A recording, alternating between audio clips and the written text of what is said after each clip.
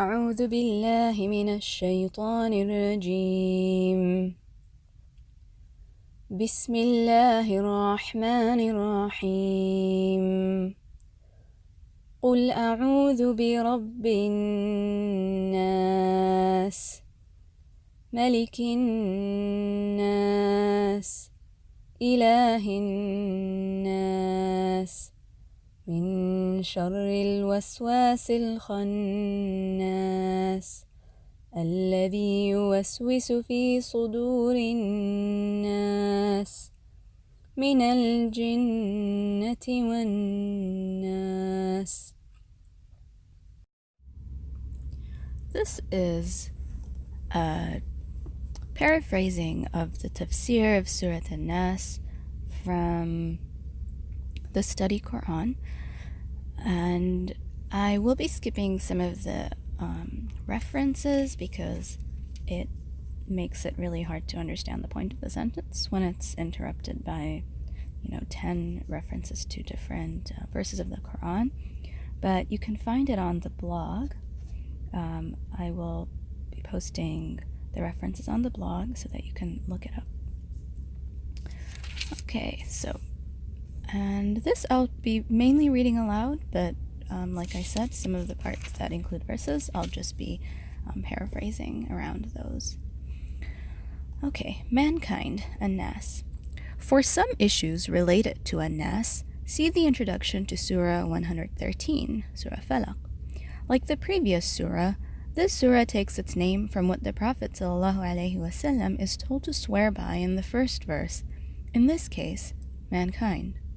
Together, these two surahs are known as al-Mu'awwidhatan, the two protectors, since their recitation together is thought to provide protection from all manner of evil and misfortune. Regarding the exalted status of the two surahs, the Prophet ﷺ said, God has sent verses down upon me of which none has seen their like. Say, I seek refuge in the Lord of the daybreak, to the end of the surah, and say, I seek refuge in the Lord of mankind, to the end of the surah. Okay. In the name of God, the compassionate, the merciful. Say, I seek refuge in the Lord of mankind, the King of mankind, the God of mankind. These three verses are seen as an indication that, in order to find true refuge from Satan, people must recognize the complete sovereignty of God, that He is the only one to be worshipped, and the only one upon whom they can call for help, unlike those who take others as lords apart from God. From a Quranic perspective, it is by forgetting that God is the Lord, King, or Sovereign, and God of mankind, that human beings arrogate self-sufficiency to themselves, as when Pharaoh declares, I am your Lord Most High. And another verse, is not the sovereignty of Egypt mine? And again, I know of no God for you other than myself. Thus, it is as if human beings are here being ordered to seek refuge from the illusion of self-sufficiency that is the root of all sin, through acknowledging their complete dependence on God by saying, O my Lord, O my King, O my God. Ayah 4. From the evil of the stealthy whisperer. Min sharril waswasil khannas. Satan here is described as the stealthy whisperer, because he withdraws from the heart whenever one remembers God, and whispers to it whenever one is heedless of God.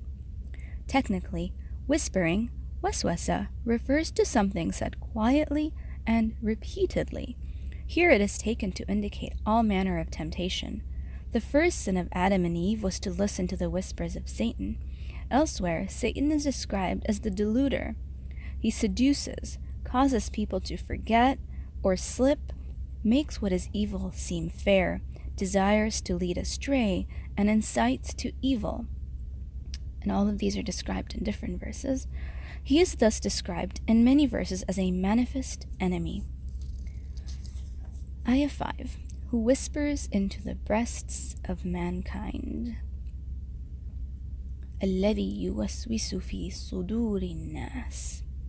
Here it is Satan who whispers into the breasts of mankind, but elsewhere it is the soul that is described as whispering, prompting to evil, and seducing, and these are all described in various verses of the Quran. However, the reference here is not to the soul as such, but to the passionate soul, or the soul that commands to evil, an-Nafs al-Ammara bil-Su', regarding which a famous hadith says, "Truly, Satan flows in the blood of the son of Adam." From one perspective, it is Satan who suggests, tempts, prompts, and whispers, and the passionate soul that follows the caprices that arise rather than the commands of God. From another perspective, only the soul that commands to evil has this propensity. In this vein, in Surah 43, Ayah 36, says, "And whosoever turns blindly away from the remembrance of the compassionate, we assign to him a Satan, who is then a companion unto him." Regarding the soul that commands to evil, see the commentary of Surah 12, Ayah 53, Surah 75, Ayah 1-2, and Surah 89, Ayah 27. Ayah 6. From Jinn and mankind. Min al-jinnati wan-nas. This verse refers to what whispers into the souls of jinn and mankind, or to the jinn who whisper into the souls of people, and to people who heed the advice of their own whispering soul rather than the guidance of God, and thus fail to take God as their Lord, King, and God. It can also be seen as a reference to both the jinn and people who whisper into souls, since there are said to be Satans from among mankind and jinn.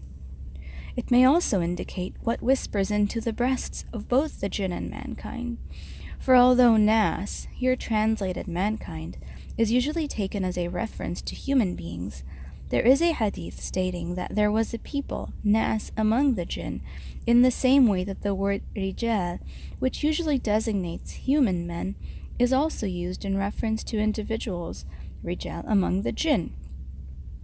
For example, in Surah 72, Ayah 6.